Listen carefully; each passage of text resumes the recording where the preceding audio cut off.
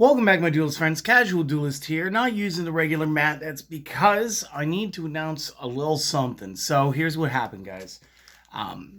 We had a little bit of water damage. A couple of our cards got ruined that we needed to utilize for our Time Wizard play. So that filming has been put off till shipping is saying Monday. So real world, I'm filming this on Saturday. You guys are getting this the day after on Sunday.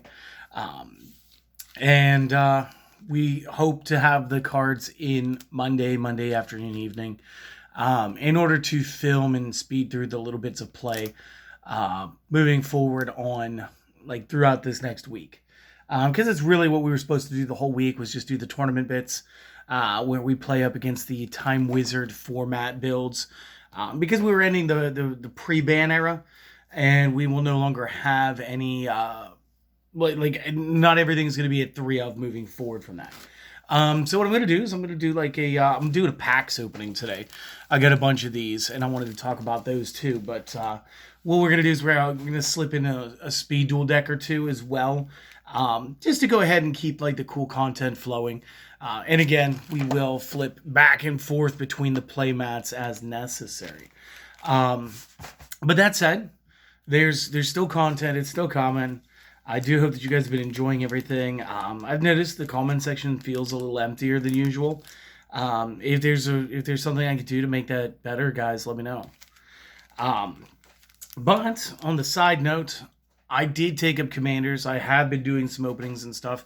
So I do have a bunch of these. Why do I have a bunch of these? Well, I bought 4 of the 4 different Bloomborough Commanders for myself.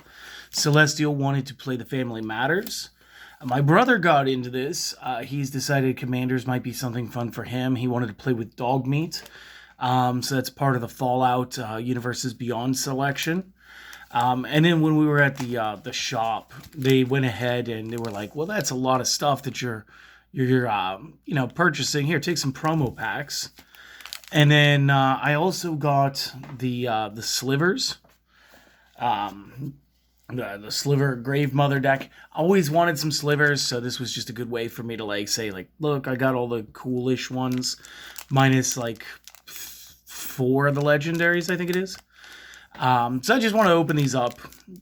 I've been looking for a reason to open them up, and I figured I wanted to share that experience with you guys. So we're gonna do the Commander Masters first. And let's see, we got the Secret Lair. They talk about Secret Lair, which is cool. It's got a bunch of alt cards. For those of you who may be fans of other things past the Universes Beyond, there was a series of Street Fighter characters that were released into the game as Street Fighter characters, but previously they were other characters. I know Godzilla's a card somewhere because it Ikoria sets maybe. And that's mostly due to the fact that they could just reflavor big dinosaurs as him. So Secret Lair is kind of fun, especially for collectors, I think. Let's see what we got. We got Kindred Dominance. Choose a creature type, destroy all creatures that aren't of the chosen type. I will probably be putting this inside that Slivers build because, again, it does appear that they are showing Slivers here. And we got a foiled Myriad Landscape. So when enters the battlefield enters the battlefield tapped. Taps to add colorless mana, but for 2 mana, a tap and a sack. Search your library for up to 2 basic lands that share a type. Put them on the battlefield tapped, and then shuffle. Now, I'm going to assume, and anybody out there who is smarter about this game than me, feel free to correct me in the comments section down below.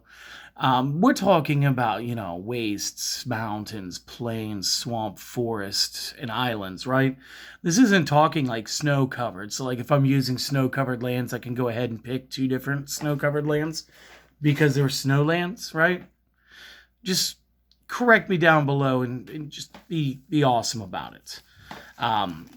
With Bloomborough being the big set, I kind of want to open all the Bloomborough stuff last. So let's see what my brother gets to add to his Fallout collection. This would be pretty fun. Lots of focus issues. Do I have to open these off screen to catch the focus right? Can we see if we zoom just a little? If that's going to help us. Again, we're going to get this little guy.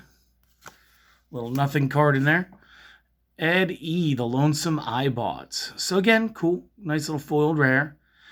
Flying, EDE, my love. Oh, jeez. This is like a Wall-E reference, isn't it? ED instead of EV, or whatever it was. Whenever you attack, if the number of attacking creatures is greater than the number of quest counters on this character, put a quest counter on it for 2 and sacrifice, draw a card, then draw an extra card for every quest counter. I feel like this is a cool little robot. I feel like a lot of decks could get some use out of this. And a Temple of Deceit, but with the full-on Fallout treatment. So I'm loving it.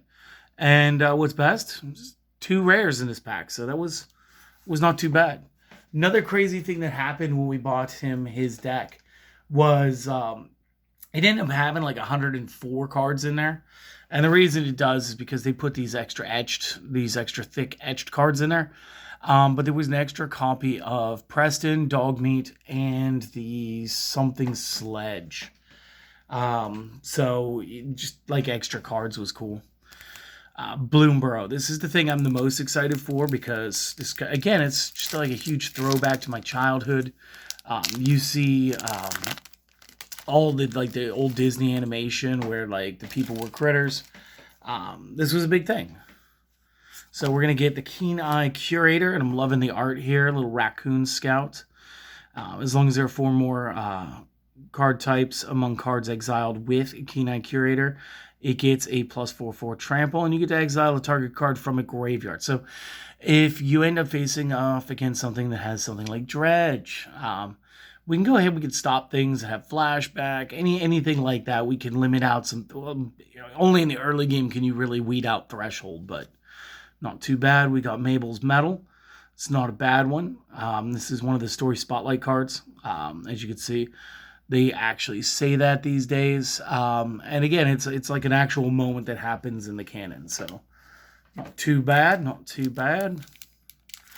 And I gotta admit, these are like way easier to open as packs. So that is also delightful. Next up, we got another Valley Rock Caller. So I pulled one of these. I did want to play the squirrels, and this is cool because like I'm not sure if my one friend Garrett has one of these yet, and if he doesn't, I'm sure he'd love to go ahead and pick one of these up off me. Plus, it looks cool. And we got a foiled Bushy Body card. So again, this was the squirrel pack. This would have been great if I would have like kept like a tally and gone like, oh, this was the actually from the squirrels deck, because that would have been the best value. Get that with your squirreled away precon. Oh my goodness. Okay, well, you're gonna try the other side on this one because this one's got some fight to it. Let's hope it's got some feist in it. Well, so we got Mabel, Heir to Cragflame. Now, I wish I'd opened these before I made a purchase, but I'm not that upset because this alternate art looks amazing for her. But I did buy one for me and one for Celestial. They only ended up costing about $1. She's not that expensive a card. But I do love the story with her. She's kind of a fun little commander. I'd like to talk about that another day. And she summons her own legendary equipment, so that's awesome. And then we get this Kingfisher. So like birds are getting better as we go through the years with Magic. And it says whenever another non-token bird you control enters, create a 1/1 blue fish token. So again, you just sort of get to spawn tokens, and sometimes that's all you really need. Get into this next one. This will be number 4 out of the 5 for the Bloomburrow collector booster samplers. We got a Dream Dew Entrancer, nice little frog wizard. Again, I'm loving like this borderless art stuff. This is like really cool. This guy, he's not too bad. Reach, when enters, tap up to 1 target creature and put 3 stuns on it. If you control the creature, you also get to draw 3 cards, but then depending on what kind of deck you're playing, if you're doing something that's got a lot of artifacts, if you're going into, and I'm going to try to do this, Simic artifact, and if you've got like Unwinding Clock, plus I think his name was Traxos, this could be very interesting because the stun counters will come off during your upkeeps. But additionally, Those cards have alternate ways to untap, so it's fine, and it could lead you to the extra draw. We also got the Wildfire Howl here as a foil, which is not a bad one. Deals 2 damage to each creature, then if the gift was promised, instead deals 1 damage to any target and 2 damage to each creature. So there may be somebody that you just need to go ahead and pop once. And, you know, just for giving your opponent that extra draw, that's not too bad. It's a little slow on sorcery rather than instant, but it's still pretty cool. And I'm loving the art. Let's see if I can get this. Some of these just do not want to give up. So let's take the booster wrapper and set it over there. And we've got Rawl, Crockling Wit. This is really cool because, again, I love Planeswalkers. This would make the 4th one I've pulled of Rawl, and the 2nd one with this art style. We pulled 2 of the basic and now 2 of this one as well. So, not bad. Cool looking card. I love him. And I think that if we go to play Oathbreaker, this is going to go into my wife's build because she fancies otters. And the fact that the Planeswalker itself actually has a form of prowess. Whenever you cast non-creature spell, put a loyalty counter on him. Again, he could get pretty big pretty quickly. And then we got the Flame Cash Gecko. When enters, if an opponent lost life this turn, you get to go ahead and pay back your mana. Even if you paid like 2 red, this is a good way to generate some black mana for the turn. And then for the mana that you just paid, technically you can discard to draw a card. So you can just extend off of himself with his own effects, or you can use him as a utility to mana swap like a rock. Now, we got these 2 promo packs. Again, they're both going to be 3-card boosters as opposed to the 2 cards that we've been opening. This is a base promo. This is a foil promo. I said we leave the foil till last. And pitter patter, let's get at her, right? So, again, I think every card that was in the set has a shot to be here. Not 100% sure. This got a code on the other side, so use it to unlock additional codes. What I might do is just like, I'll do like a giveaway with all the codes that I've gotten, assuming I didn't show the code and somebody typed it in. We'll just like give it to somebody who comments that they want the code. So we'll give it like a week. And whoever tells us like, man, tell me a joke.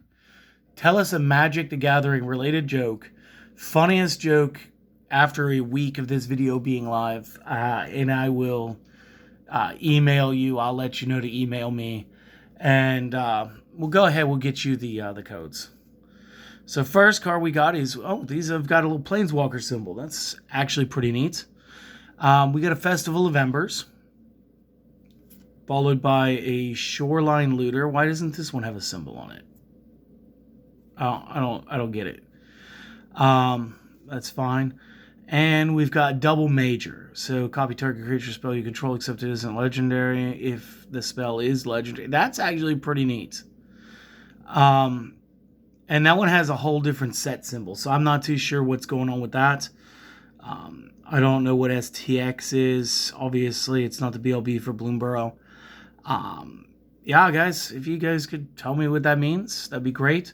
I'm probably going to keep that spell. That's pretty awesome. The Shoreline Looter just looks like an upgraded version. And I love the fact that it says he's promo pack down here. But yeah, that's not too bad.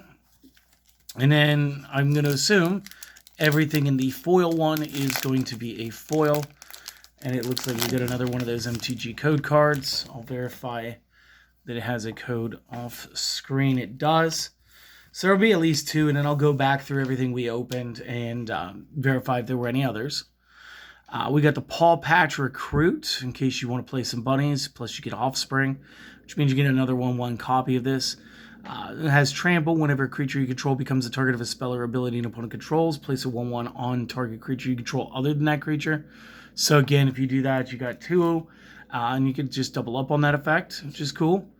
I'm loving this version of Fel, and as much as I love this spell and as much as I want to love this spell, I find myself being a little upset that it's got sorcery speed, even though it's one of the best kill spells. There's just no dodging this one. This art is also pretty darn good. I love it. And last but not least, we got a mythic in here. That's not too bad. We got the Season of Weaving. Again, I don't know what's up with the Planeswalker symbol. I don't know if that's just because we got it out of the collector's pack. These all shared the Bloomborough set symbol. Choose up to 5 paw prints worth of modes. You may choose the same mode more than once.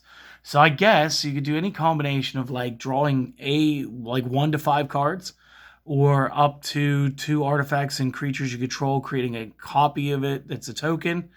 And the 3, which you can only get once, would be return each non-land, non-token permanent to its owner's hand. I think I'd probably like this better as an instant, but still not good. Still not bad. It's kind of good. Definitely for commanders. Like this is definitely like a commander's card for me. So there's all that. You guys tell us a joke within the next week, and funniest joke gets at least these 2 code cards, because I know I didn't show them on the screen. And then any other code cards we actually have, we will go ahead. We'll throw those ones on there too. Because there was the 2-player starter set. I did not film anything to do with that, but I do have the 2 starter decks where it's the otters and the rabbits. So we'll throw that in there too. It's just something fun to do. As soon as we get, again, the replacement cards for some of that old stuff, we'll go back. We'll do the Yu-Gi-Oh! Play videos for the Time Wizard pre-ban format. So we can get into like the actual formats and like the start of like ban lists. Additionally, we're going to be kicking it up with more of the Speed Duel, because again, in November we are going to get the Battle City Finals box, and that's going to be fun. That's going to be more stuff to play around with. So for now, my friends, go out there, do the things, okay? Support the channel if you've been enjoying it. Like, comment, sub, share it with your friends. Again, Magic is something we're going to start doing here a little more often. Deck profiles, talking about cards, that stuff. Just because, again, it's kicking back up in my regular life to where, like, that's what we're doing again. So I want everybody to sort of have fun with anything that they can have fun with, and this is definitely one of those things. I want you guys to go out. I want you to be kind to yourselves. I want you guys to do something for self-health. Mental health and self-worth is very important. You guys are worth it. And if you guys need somebody to tell you to go do the things, I'm telling you, go enjoy your day. Go do that thing that you've been meaning to do for yourself that you've been putting off. Go have a good one, and I'll see you guys later. All right? Peace.